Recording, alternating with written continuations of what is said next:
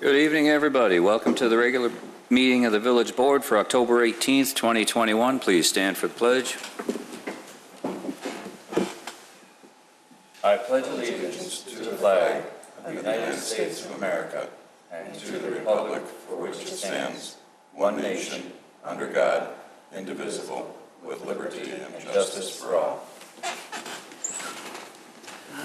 Clerk Brady, roll call, please. Trustee Kruger? Present. Trustee Papantos? Present.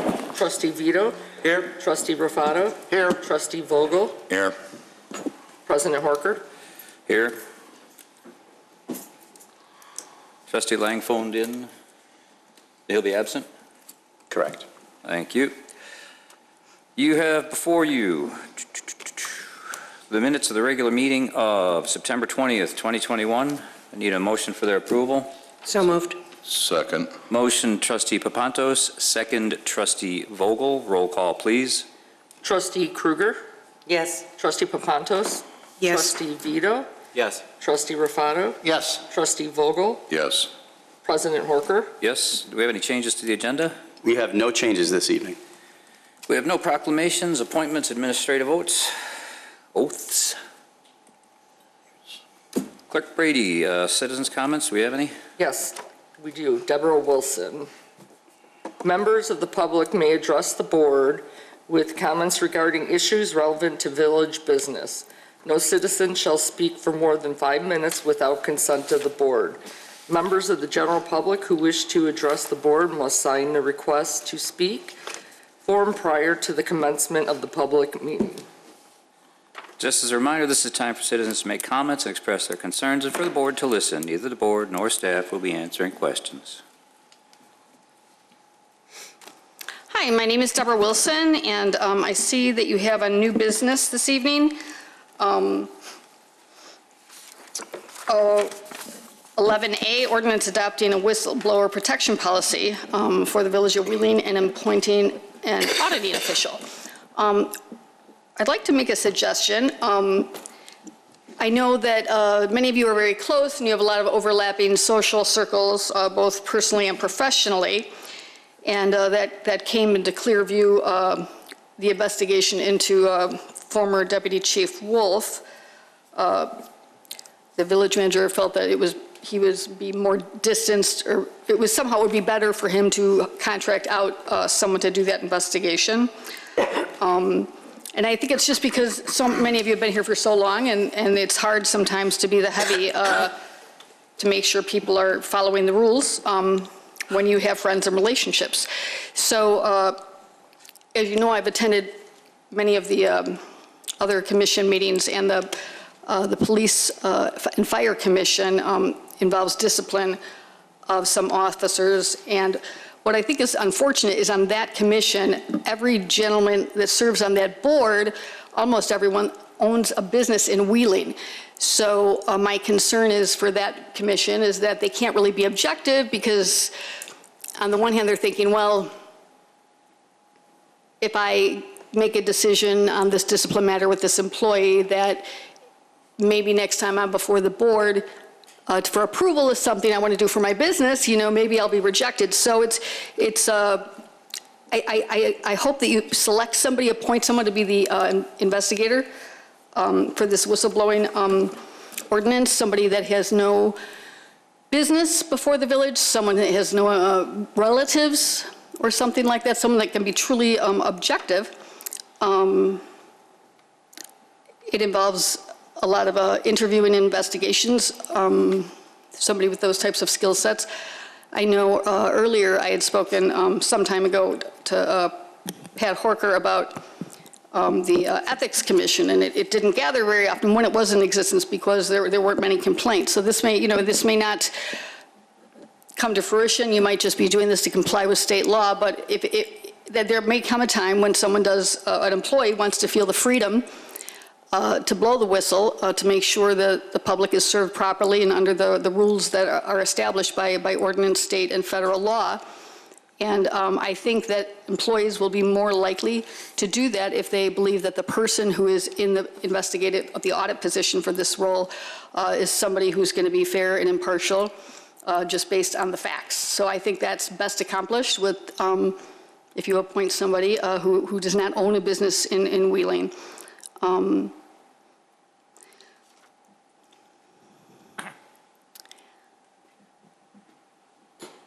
I would like to express my interest in that position. I think I would serve well in that capacity. It would take the weight off the village manager for whatever decisions would need to be made because he has been here so long.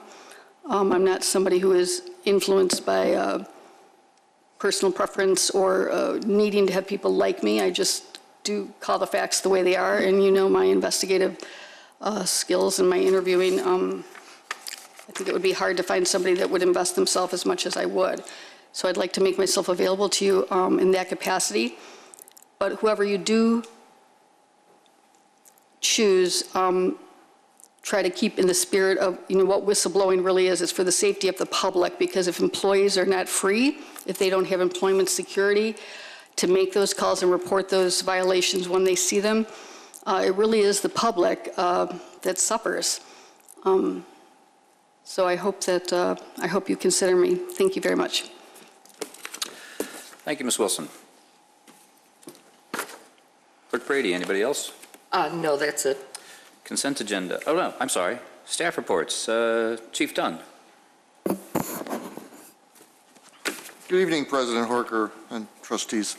The New England Police Department and the Bear family that own several McDonald's in Illinois, specifically the one on Dundee Road in Wheeling, will be hosting tomorrow night an Arrest Cancer Evening where 10% of the proceeds will go towards the American Cancer Society, and the police officers will be working the windows, working the grills, and in the restaurant itself, helping out tomorrow night. So that's tomorrow night between 5:30 and 7:30, so please stop by and support us. Thank you. Thank you, Chief. Now, Clerk Brady, consent agenda. All items listed on the consent agenda are considered to be routine by the village board and will be enacted by one motion. There will be no separate discussion of these items unless the board member or citizen so request, in which event the items will be removed from the general order of business and considered after all other agenda items. 11A, ordinance adopting a whistleblower protection policy for the village of Wheeling and appointing an auditioner official. Auditing. Thank you. 11B, resolution authorizing temporary lane closure of Illinois Route 21 Walkie Avenue and Illinois Route 68 Dundee Road on Sunday, November 21st, 2021. 11C, resolution waiving competitive bidding and approving a previous bid contract through the Suburban Purchasing Cooperative for the purchase of 3 3/4-ton pickup trucks, 1 1.5-ton pickup truck, and 1 1/2-ton utility body truck from Curry Motors in the total amount not to exceed $204,890. I think there's one more. 11D, resolution granting tentative acceptance of the public and private improvements within the Whitley of Wheeling Phase 2 subdivision. Any questions? Motion to approve. So moved. Second. Motion, Trustee Rufato. Second, Trustee Kruger. Clerk Brady, roll call, please. Trustee Kruger? Yes. Trustee Papantos? Yes. Trustee Vito? Yes. Trustee Rufato? Yes. Trustee Vogel? Yes. President Horker? Yes. New business. Ordinance granting a one-year extension of time for a special use approval under ordinance number 5364 for a wholesale and distribution facility outdoor in the I-1 light industry and office district at 1125 Wheeling Road, Central Turf and Irrigation docket number 2020-27. Mr. Clicker, what do we got? Yes, as Clerk Brady indicated, this is a request for an extension of 1 year for a special use. The Village Board on November 2nd, 2020, approved Ordinance 5364, which granted a special use for Central Turf and Irrigation to operate an outdoor wholesale and distribution facility at 1125 Wheeling Road. They do have some outside storage at that property, which they were, as a condition of approval, required to put a 6-foot fence or solid fence around the property, around the area that is utilized for storage. They did receive a permit for that fence on May 10th, 2021. However, the petitioner has indicated that they have been unable to put the fence up and are requesting an extension of the special use so that they can get that fence up at a later date. Questions or comments from the board? Trustee Kruger, we have a representative here. Why don't you come on up, introduce yourself clearly, not like I was speaking. Good evening. I'm Andrew with Central Turf and Irrigation. Appreciate your time. As indicated, we have had a difficult time with the cost of lumber. The fence is all wood. The contractors basically could not find it in the spring and we got kicked to the back of the list, and they've been installing aluminum fencing. And so at this point, I asked for a couple of reasons. One, we couldn't obviously have the fence installed, but secondly, the cost of lumber was 2 and 3 times what it normally was. So that's the reason for the ask. Trustee Kruger has a question. Yes. Andrew, you said? Yes. Hi.